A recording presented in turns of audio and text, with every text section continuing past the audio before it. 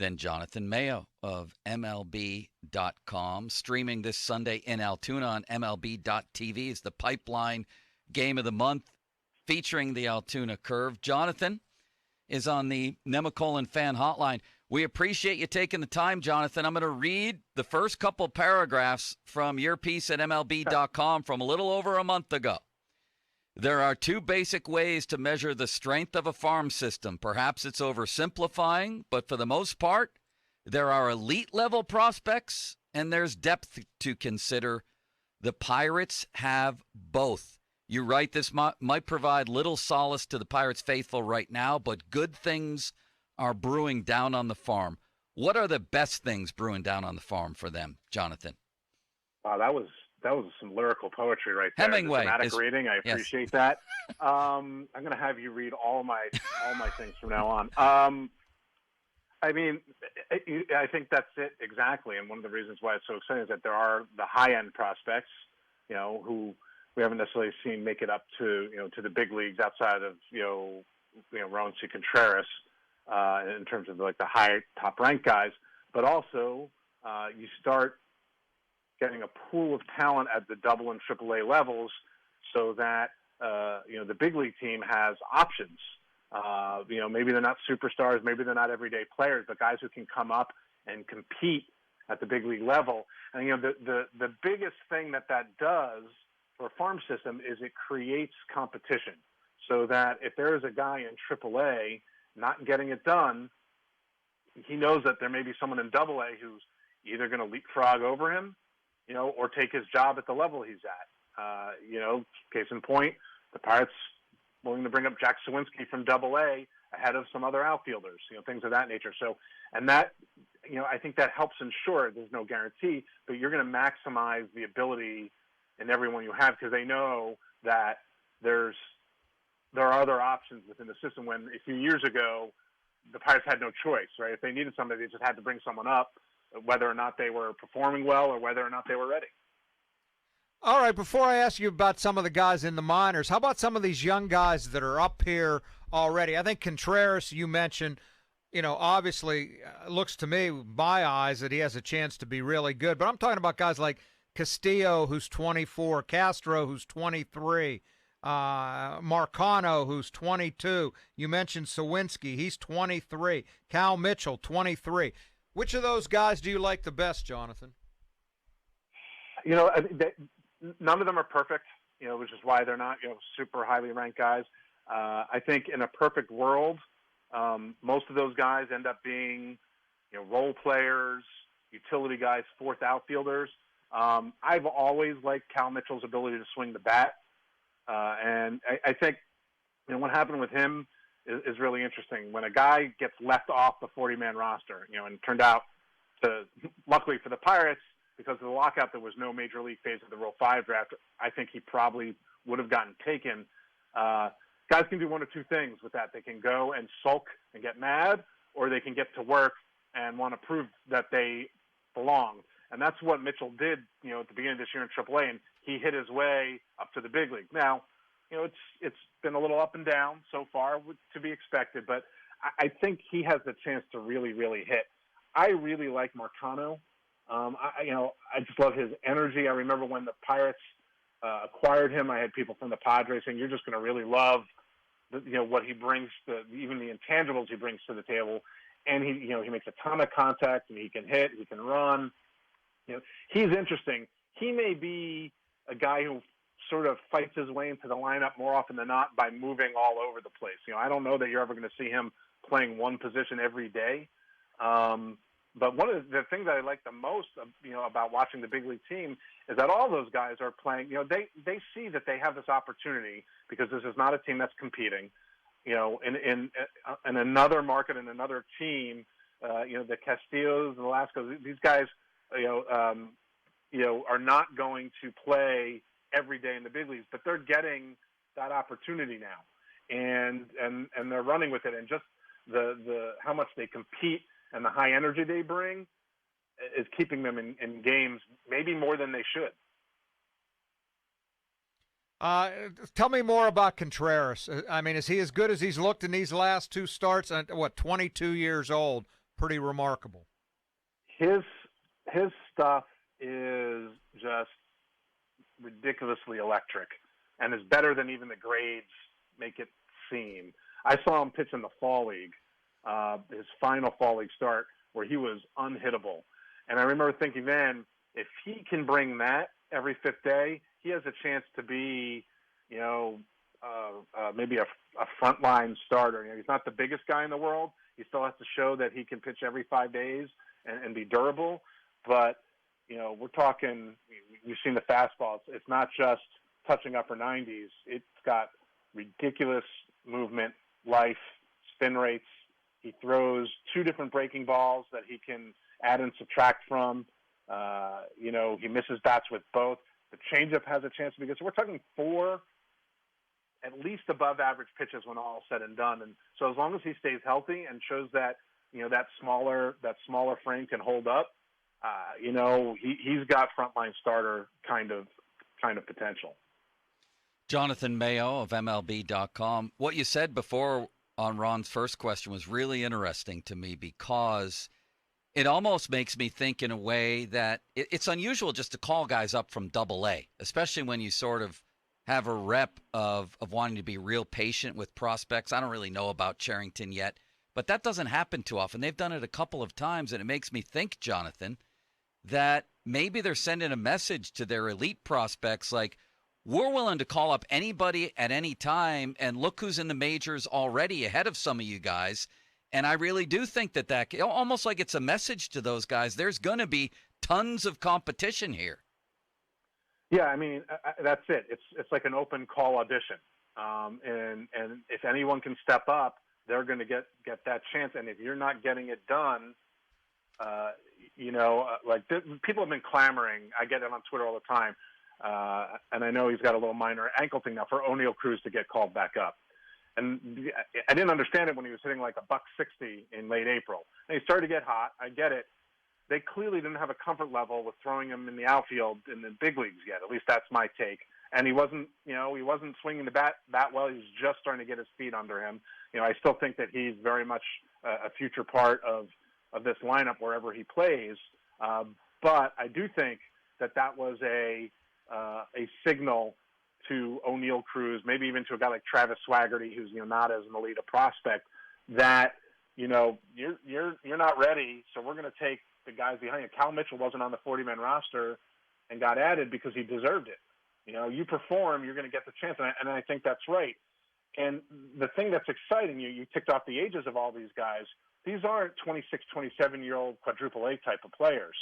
These are guys who are starting to amass at the upper levels, who are young for their level. Leover Peguero, who I believe is the future shortstop of this organization, is 21 and absolutely lights out performing in Double-A. He's one of the youngest regulars at that level.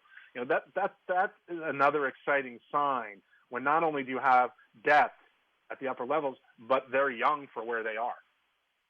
Jonathan, there's seemingly a lot of position players. You mentioned Cruz, Peguero. We hear about Nick Gonzalez, Henry Davis. What about the pitching prospects? Don't hear as much about them, other than maybe the kid that's hurt, Priestley? Quinn Priester, yeah, who hopefully will be back soon in Double-A. Has been struggling with an oblique thing. At least it's not arm related, at least. So I think they're really erring on the side of caution. Again, only 21. I think the pitching is a little further away. The guy to really keep an eye on, who now is grossly underranked, is Mike Burrows, who's 22 and in Double-A. I'm excited. I don't think he's going to pitch when I'm going to be in Altoona on Sunday, but I'm looking forward to the chance to talk to him. And one of these guys that, the Pirates over the years, regardless of who's been in charge, over the last several years, they've been willing to take chances in the draft on high school pitching. And, they took him in the 11th round and went over slots to sign him for $500,000. Northeast kid, so a lot of upside, and he's really starting to come into his own. 3-pitch mix, the fastball curveball combination are both plus, and he's been really, really good for Altoona so far. So he's the guy who I think, if I were to re-rank the list now, we have him at number 11. he probably climbs up, easily into the top 10. And then they have, a lot of other exciting pitchers, but they're all kind of further away. Some of the young guys they got in last year's draft, for instance. Jonathan, not including Contreras here since he's already up here, but of people in the minors right now, if you went to every team's top personnel guy in Major League Baseball and asked each one of them, who out of the Pirates system would you love to have the most? Would there be a unanimous choice, and who would it be? Ooh, that's a good one. I don't know that there'd be a unanimous choice because they don't have a number, a guy who's like our number 3 overall prospect. They just have a bunch of guys who are very highly regarded. They've got 3 guys now in the top 22. Cruz is the most interesting, but he's kind of a unicorn and people aren't sure. Henry Davis, they love the bat, but he hasn't played all that much. Obviously the number 1 overall pick. If I were to pick one, I might pick Peguero just because he's going to play shortstop for a very long time, and he's showing that I think he's just scratching the surface of his offensive potential. How about Nick Gonzalez? Yeah, well, Nick Gonzalez, I love Nick Gonzalez's bat. He's really, really going to hit, but he's just okay as a defender. And he's a second baseman.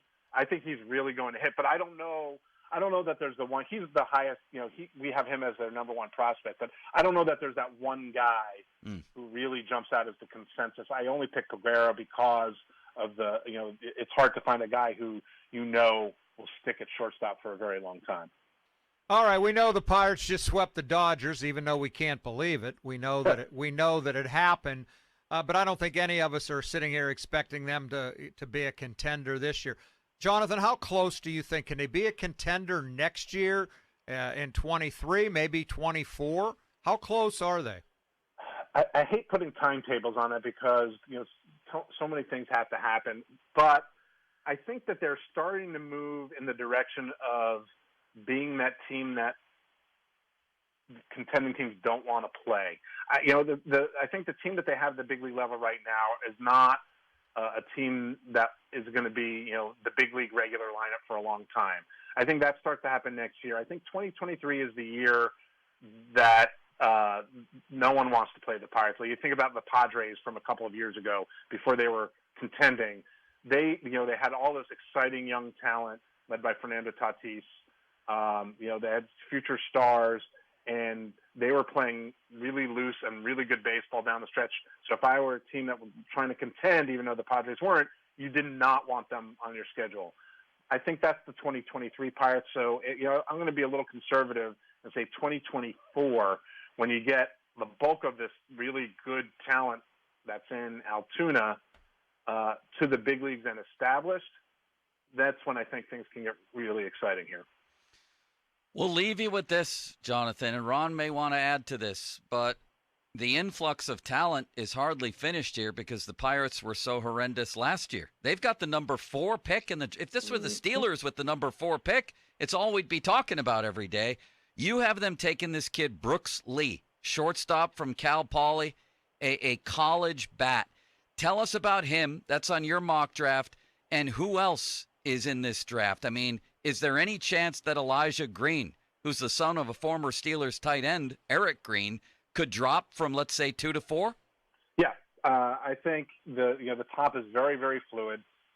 Some of it is because the Baltimore Orioles really we don't know what they're going to do, and they keep things close to the vest. The top of the draft, talent-wise, is very high school heavy. In fact, our top 4 prospects are all high school guys. Brooks Lee is really, really good. He's not going to be a shortstop. And obviously if the Pirates take him, you're not going to have him play third because of Brian Hayes.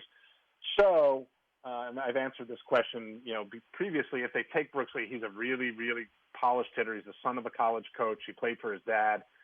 Unbelievable innate feel for hitting. There's plenty of power. I think he plays second base, and Nick Gonzalez becomes an outfield corner. If I were to have to slot them now in the big league lineup, which we don't have to do, but Drew Jones is the number 1 talent. That's Andrew Jones's kid. This is the draft for all of us to start feeling really old, who's been doing this for a long time. You're not kidding, man. Because Elijah Green's number 2. Number 3 is Jackson Holliday. Yes, that's Matt Holliday's kid. What?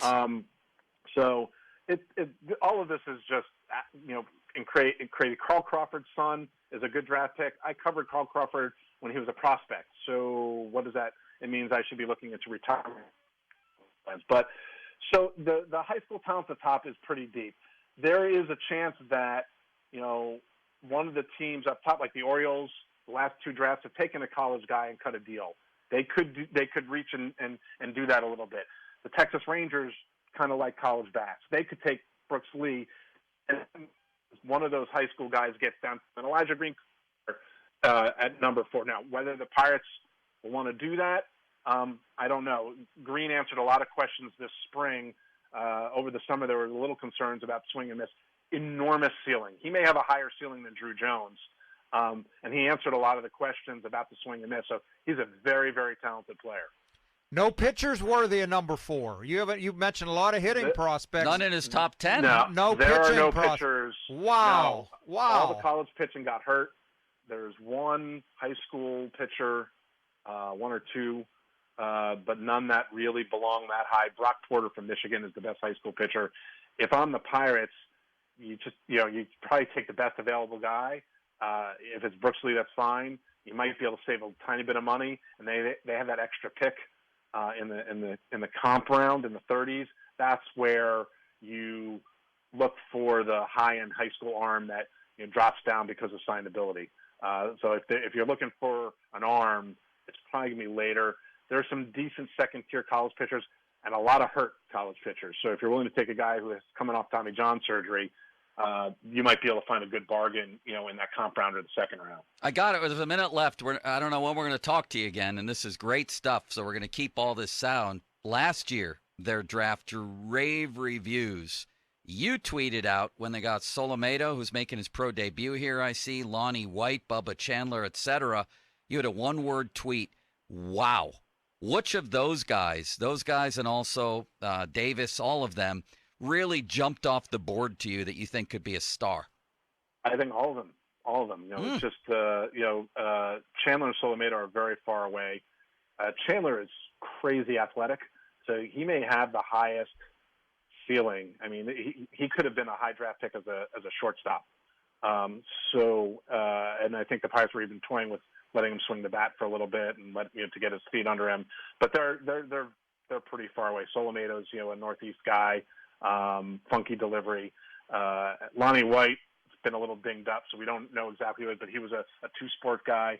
They all have incredible ceilings. Will they all make it? No, you can't guarantee that.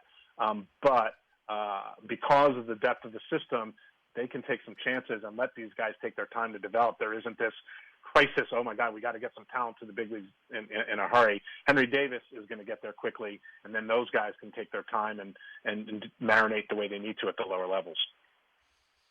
Incredible stuff. Jonathan Mayo, MLB.com, and streaming on MLB TV. He's going to be in Altoona for the Pipeline Game of the Month on Sunday. Jonathan, we really appreciate all that time. Thank you. Thanks for having me, guys. I can't get over what he said about Contreras. Called his stuff ridiculously incredible, and then used the word unhittable. Kid's 22. Ron and Folsey, I'm wildly encouraged by this. I was beforehand. I was talking about how far they're out of the wild card, for God's sakes. Have I lost my mind? Because he's as good as it gets. I don't think he's Pirate biased, and he's talking about how 2023, which last I checked is next year, the Pirates will be the, quote, team no contending team wants to play. Nobody wants to face them. And then 24, he said that's when I think things could get really interesting.